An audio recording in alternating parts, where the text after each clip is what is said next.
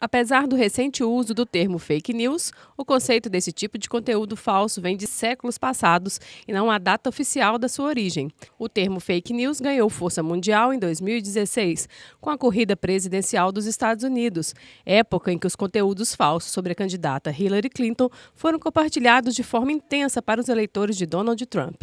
As fake news sempre estiveram presentes ao longo da história. O que mudou foi a nomenclatura, o meio utilizado para a divulgação e o potencial de persuasão que o material falso adquiriu nos últimos anos com as redes sociais e o WhatsApp. As fake news, elas não são um assunto recente, mas recentemente elas estão na mídia justamente pela proporção que elas tomam com as redes sociais. Hoje nós temos um número muito grande de pessoas acessando redes sociais e muitas vezes eles não têm o conhecimento necessário para filtrar a origem de determinada informação e acabam sem querer divulgando essas notícias falsas sem saber o dano que elas estão causando à sociedade. Geralmente isso acontece por um despreparo das pessoas. Eu uniria isso também aos algoritmos de redes sociais. Eles hoje tendem a mostrar para determinadas pessoas as notícias que elas querem ver, as notícias que mais as interessam.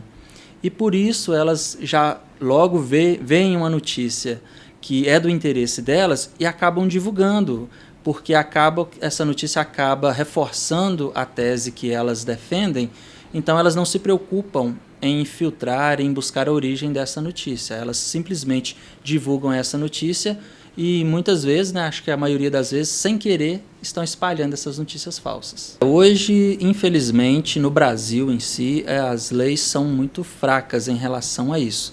Existem legislações específicas para difamação, para calúnia, para outros crimes, mas não especificamente para os crimes cibernéticos. Então as pessoas acabam com esse sentimento de impunidade e por isso divulgam, muitas vezes de forma maliciosa e outras vezes de forma mesmo inocente. Você conhece o termo pós-verdade?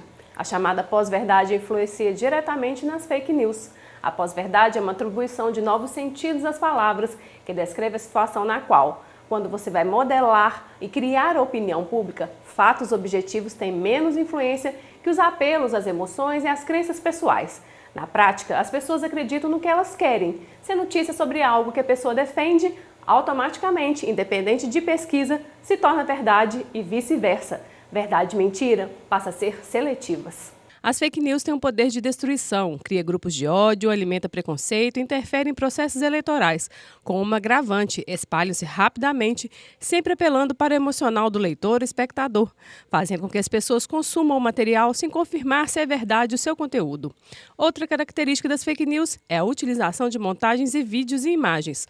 O usuário da internet é muito visual, por isso uma foto manipulada ou fora de contexto pode ser facilmente divulgada como verdadeira.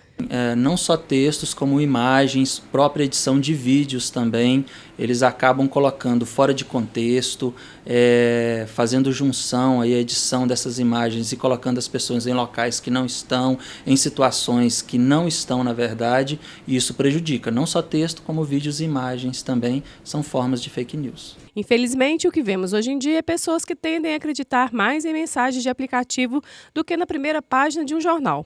Mas não se pode perder de vista o valor da imprensa no combate às notícias falsas, sendo sempre os olhos e o ouvido do povo.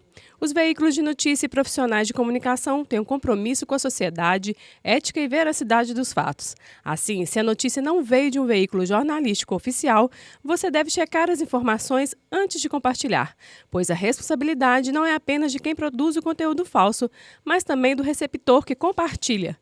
Quem dissemina conteúdo falso pode ser responsabilizado criminalmente por calúnia, injúria ou difamação, sem prejuízo da responsabilidade civil por danos morais. Divulgar fake news é um ato muito perigoso.